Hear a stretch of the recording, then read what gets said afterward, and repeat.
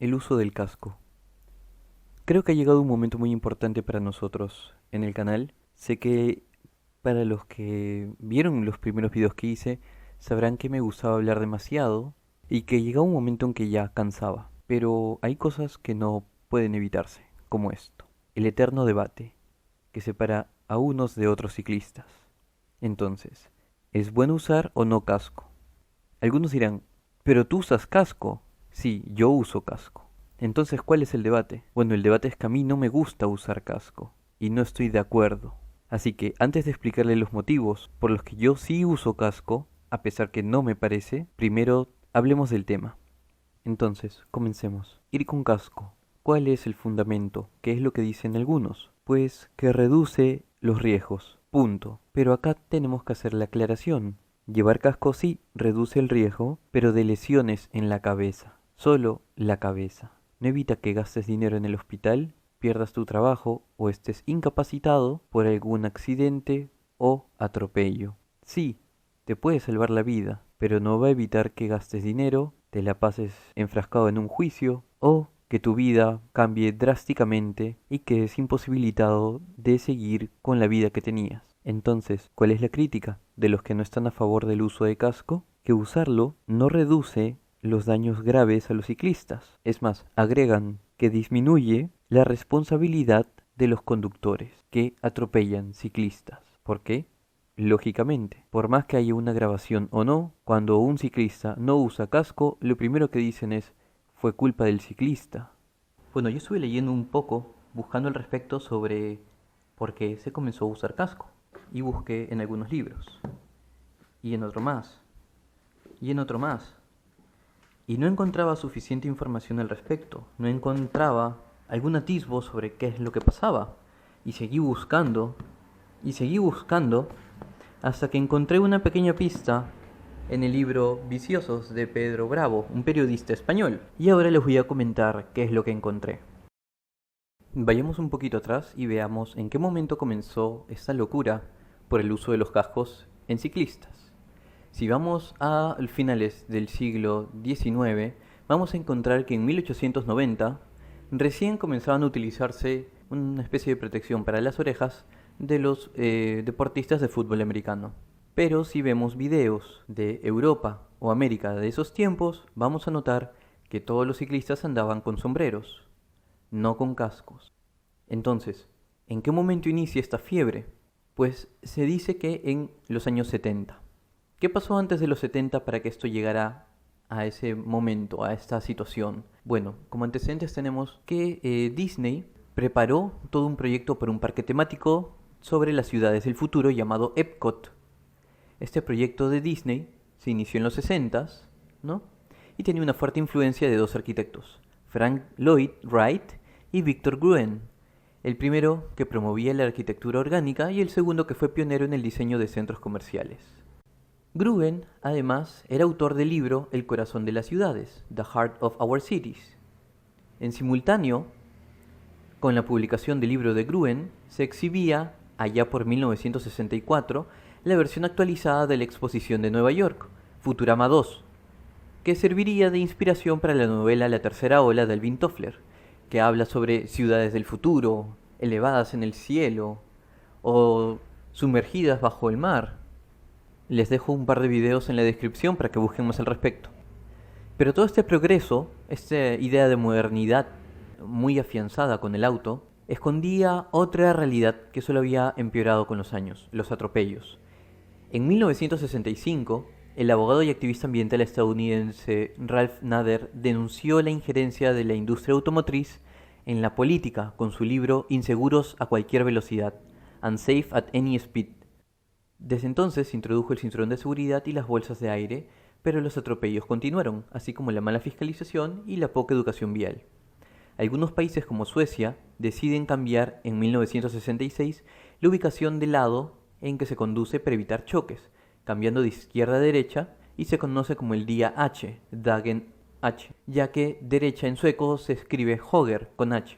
Como parte de la publicidad a favor de este cambio, la empresa de lubricantes Mobil publicó una historia de Ohio de 1895, donde se cuenta que los dos únicos autos de toda la ciudad terminaron chocando.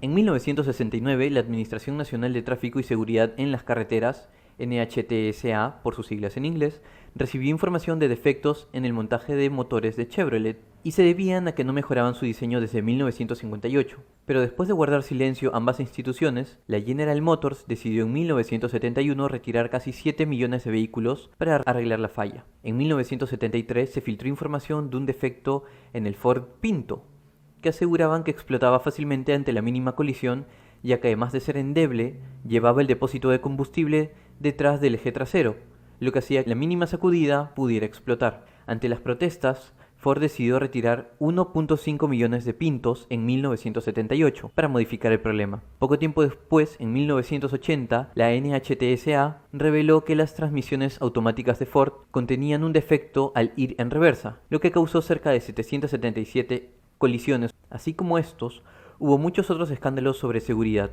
como el Audi 5000 en 1986, los neumáticos defectuosos Firestone del Ford Explorer en 1990, las bolsas de aire Takata en 2004, la aceleración repentina de los Lexus ES350 de Toyota en 2009, el escándalo ambiental de los motores Volkswagen en el modelo Passat en 2012 y su destape al admitir que nunca los modificaron en 2015. Por si no lo vieron, hubo una campaña tipo Star Wars.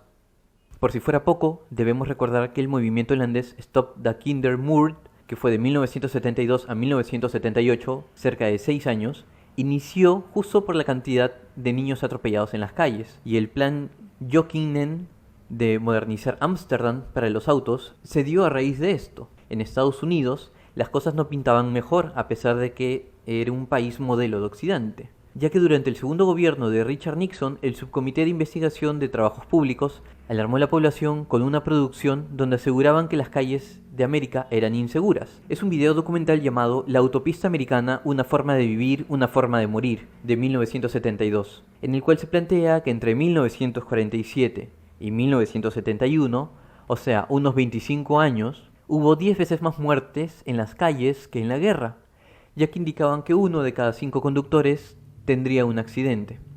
A pesar de las estadísticas, preferían destacar que la inversión en la autopista interestatal había generado nuevos puestos de trabajo y beneficiado a la economía de su país, así como que el problema era la infraestructura y no las personas corriendo a excesiva velocidad o en estado de ebriedad. Más o menos para que se den una idea, en el minuto 8 se habla de cambiar la señalética y el rediseño de la barrera lateral en una vía para que al pasar la curva se evitaran accidentes, en lugar de generar campañas contra conducir cansado o muy tarde de noche o después de haber trabajado más de 24 horas. A la par, la Guerra Fría entre Estados Unidos y la Unión Soviética se había exacerbado por aquel entonces, ya que a pesar del final de la carrera espacial con el alunizaje del Apolo 11, la Guerra de Vietnam, que duró del 55 al 75, continuaba y se trasladó a otros ámbitos como los Juegos Olímpicos, donde tanto Estados Unidos, la Unión Soviética, Japón y Alemania encabezaron el medallero de Tokio 64, México 68 y Múnich 72. El deporte y el valor del ejercicio aumentaron considerablemente en países como Estados Unidos por aquel entonces, tal vez porque las primeras transmisiones a color por televisión, a mediados de 1950, eran eventos deportivos, tal vez porque los medios de prensa se dedicaron a promover las modas veraniegas como el boom del surf, las patinetas y el hula hula. El hecho es de que la revista Times afirmó en junio de 1971 que era algo decisivo. Se trata de la mayor ola de popularidad de la bicicleta en los últimos 154 años de historia. Ese mismo año, en 1971, la revista Playboy pone de portada a una actriz de la época frente a la máquina de 2 ruedas y poco tiempo después, en septiembre del 78, la banda de rock británica Queen graba su videoclip Bicycle Race con 65 mujeres desnudas compitiendo en el estadio de Wimbledon, Reino Unido, en honor al Tour de Francia. A esto se suma la agresiva publicidad de la marca de bicicletas Schwinn a través del programa infantil de televisión Capitán Canguro. Entonces, volvemos nuevamente al tema político. En los años 70, varios países de Europa comienzan la transición ante la escasez mundial de combustible. En Ámsterdam, Países Bajos, los ciclistas en protesta toman las calles frente al Museo Nacional Rijksmuseum, que alberga las obras de Van Gogh, situado en pleno corazón de la ciudad con la mayor concentración de canales.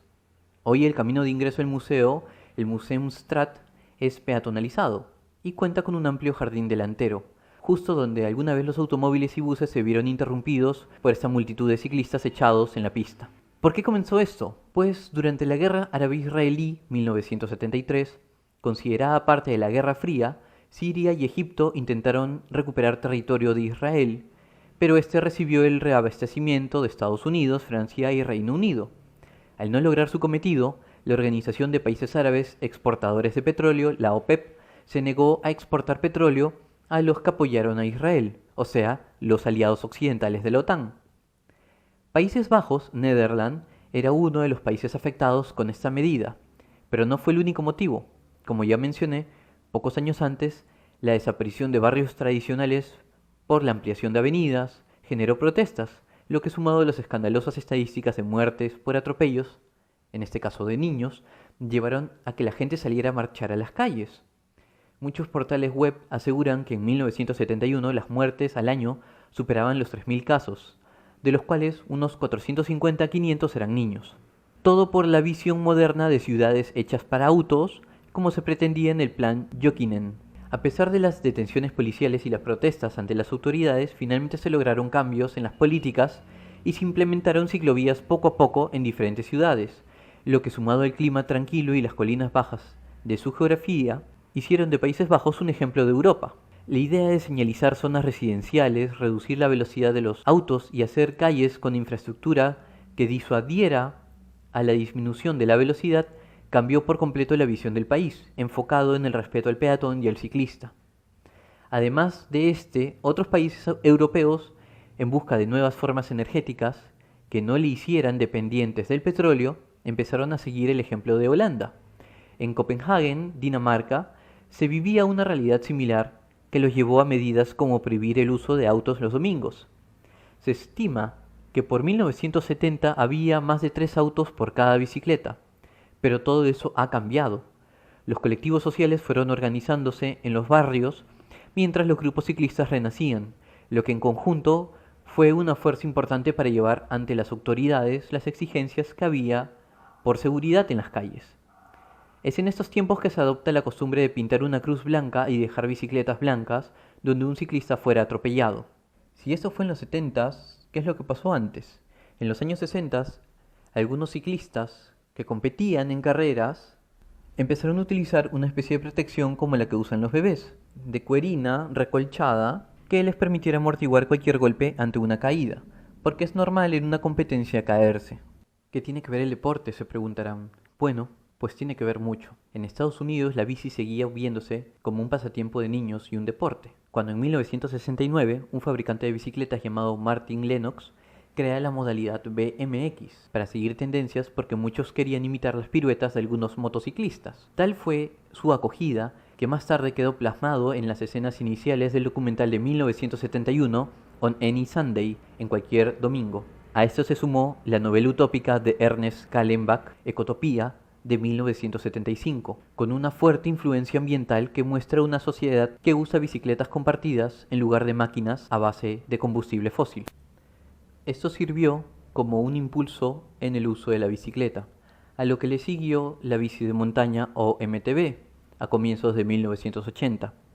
Países como Australia seguían el mismo patrón de usar las bicicletas hasta haberlas incorporado en su vida cotidiana, para ir al trabajo, para ir a hacer las compras de la casa. Fueron los propios ciclistas los que, ante el aumento en este boom, causaron el uso del casco al hacer piruetas temerarias, al tomar las calles, o esto se debe más bien a la cantidad de accidentes y a las calles inseguras. El hecho es que las cosas cambiaron cuando en Australia tomaron medidas no a favor de la seguridad, sino a favor del miedo, el uso del casco obligatorio. Hasta que en 1990 se desata el escándalo cuando el estado sureño de Victoria lo vuelve de uso obligatorio.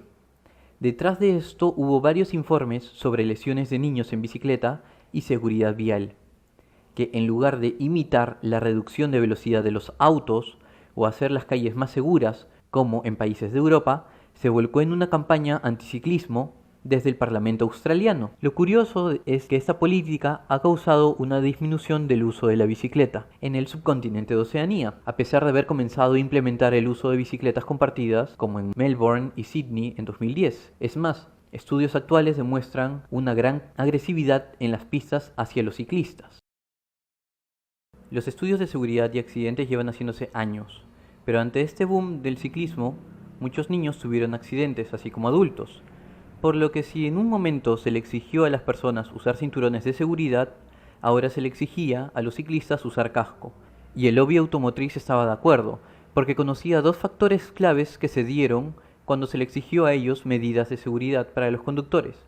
Uno, la flojera ante mayor responsabilidad, y dos, la cultura del miedo.